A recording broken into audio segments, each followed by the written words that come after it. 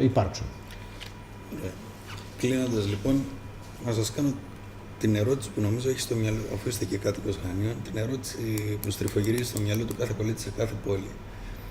Το πρώτο πράγμα που θα κάνατε αν ήσασταν για μια μέρα δήμαρχος.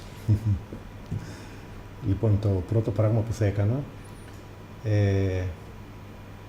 επειδή θέλετε να πείτε ποιες είναι οι προτεραιότητες. Πρώτη προτεραιότητα. Που θα αυτό έκανα. που σας ενοχλεί πιο πολύ, που θα αλλάζατε. Με ενοχλεί, η πρώτη σας υπογραφή.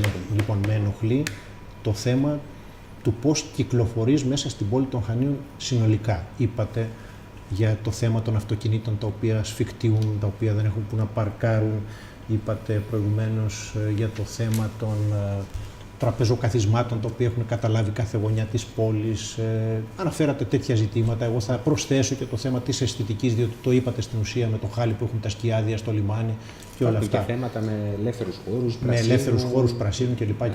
Βεβαίως λοιπόν, ότι αυτά είναι τα ζητήματα, απλώς δεν ξέρω αν μπορεί αυτή να είναι η πρώτη υπογραφή, διότι υπάρχουν πολλά μικρά τρέχοντα ζητήματα που εάν αναλάβεις το Δήμο θα πρέπει να τα τρέξεις, όμως η σοβαρή, η πρώτη υπογραφή που θα μπει, τουλάχιστον αν εγώ είμαι δήμαρχος, είναι ο σχεδιασμός, το σχέδιο του πώς θα αντιμετωπίσουν αυτά τα ζητήματα. Και να σας πω επίσης κάτι, το οποίο είναι ένα όραμα το οποίο έχουμε, το οποίο νομίζω θα πραγματοποιηθεί, είναι ότι θέλουμε να μετατρέψουμε τους Αγίους Αποστόλους σε Μητροπολιτικό πάρκο, με ό,τι σημαίνει αυτό. Ένα πάρκο για τους πολίτες, αλλά όχι ένα πάρκο σε εγκατάλειψη όπως είναι σήμερα, ένα οργανωμένο πάρκο, το οποίο θα προάγει